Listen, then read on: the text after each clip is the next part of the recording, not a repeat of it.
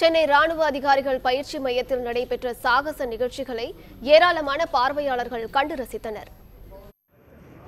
சென்னை பரங்கிமலையில் உள்ள ராணுவ அதிகாரிகள் பயிற்சி மையத்தில் நாளை 2018-19 ஆண்டுக்கான ராணுவ அதிகாரிகள் தங்களது பயிற்சியை முடிக்க இருக்கிறார்கள்.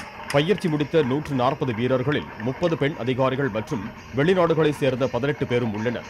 நாளை பயிற்சி நிறைவு பெறுவதை முன்னிட்டு இன்று சாகச நிகழ்ச்சிகள் நடைபெற்றன.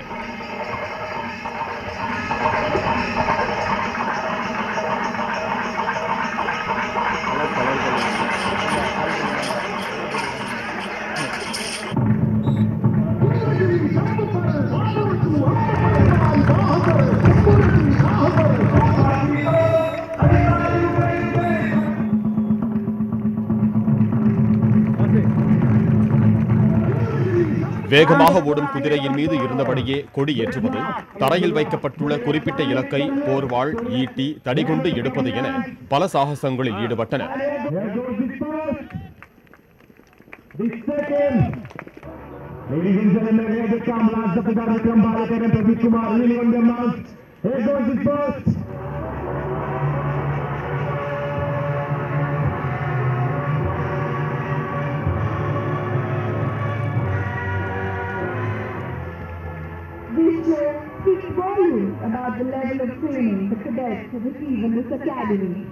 பயிற்சி பெற்ற ராணுவ அதிகாரிகள் ஜிம்னாஸ்டிக் போன்ற சாகசங்களையும் மேற்கொண்டு அசத்தினர்.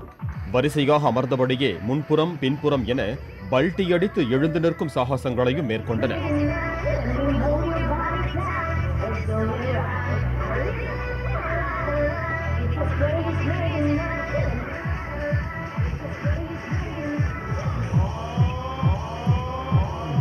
அகலம் குறுகிய நீண்ட பலகையில் பல்ட்டி அடிக்கும் சாகசங்கள் நடத்தப்பட்டன.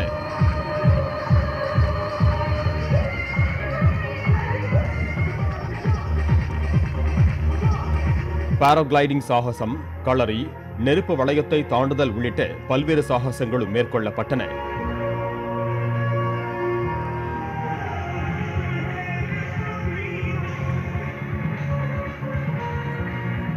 நிகழ்ச்சியை லெப்டினன்ட் ஜெனரல் சஞ்சீவ் கனல் சிறப்பு விருந்தினராக கலந்து கொண்டு பார்வையிட்டார்.